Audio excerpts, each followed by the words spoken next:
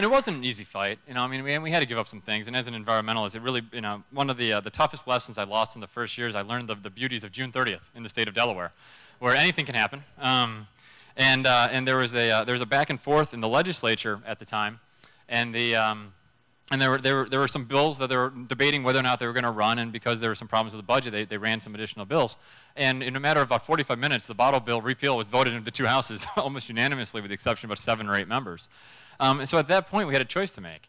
And the governor summed it up perfectly. He said, our choice can be to give up something for nothing, or if we can use that basically the legislature's already said that they believe is an impediment, to use that value that's created from that mechanism to provide the infrastructure for a statewide solution that hopefully will serve us for the next 50 to 100 years. And so that's exactly what we tried to do, and bringing together folks from all across the state. And I am proud of the great work of so many of you in the room today that advocated to your legislators when this thing got a little more partisan than it should have. I don't view a lot of environmental issues as kind of Republican or Democratic issues, and for the most part in Delaware, they're not. Which is a great change from some of the battles I've been having in D.C. over the D.C. the city, not the other guy with the crazy shirt on. But anyways, but it really was an eye-opening experience for me, because it really showed that if you can find that sweet spot between environmental protection and environmental stewardship and economic development, that you can do great things very quickly. And that's exactly what we're trying to do across the state. Energy efficiency is the greatest way to save people money. And a lot of people think their energy bills are something they can't really do anything about. No, that's just not true. There are incredible opportunities. The average person could save 30 to 50% of their energy costs, just by being a little smarter about the way that you use energy and making investments that are going to pay back in less than 2 to 3 years. And so how do we put the policies in place to make sure that's possible? So one of the pieces of legislation we passed last year was what they called an energy efficiency resource standard. And it sounds kind of too government-ese. But basically what it does, it says that in the next 5 years, we want to reduce our total consumption of energy per capita by 15%. And so rather than building another plant, another fossil fuel generating plant in the state, or buying more power from other states, we're going to save money and invest that money instead into utility companies, invested in our local communities. And there's places like Portland, Oregon, and others that have actually quantified some of the savings from investments in energy efficiency and cleaner transportation. The city of Portland estimates they save over $1 billion a year on basically having greener solutions to traditional problems. Because every dollar you're not spending in gas because people are using the bus or mass transit or walking or biking is a dollar they can invest in the local community. It's a dollar they can save for their future. It's a dollar that they can make other choices with that don't need to go to things that are less productive uses of that cash. And so that's exactly what we need to do here. So recycling is a good opportunity. Energy efficiency is another one. Obviously, we're extremely interested in renewable energy, and this year we passed a very aggressive improvement to the renewable portfolio standard, which dictates how much energy has to come from renewable sources in the state.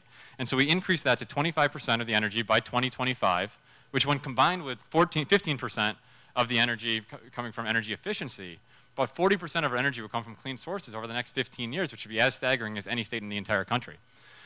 So. And at the same time, we want to make sure we realize the promise of those technologies today. We don't want to wait. A lot of states adopted really bold goals, but they all say, well, we're going to do it in 2020 after the next guy, maybe the guy after him, or governor. We got to start making changes today.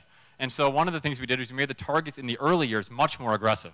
So we're making investments today, putting people to work today, and that's one of the things I'm excited about this engine concept, because I think that it can really bring the benefits of renewable energy, not just to a handful of folks that are a little wealthier, but to the entire state, and looking at different financing mechanisms to do that in the agriculture community and moderate and low-income families. And I'm really excited about the partnership with Discovery Bank, because they bring capital and expertise to the table that I think is really sorely needed in the renewable energy debate in this state.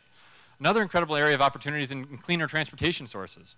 And and we're doing a lot trying to fix some land use decisions that are very tough to affect from the state level, because they are local decisions.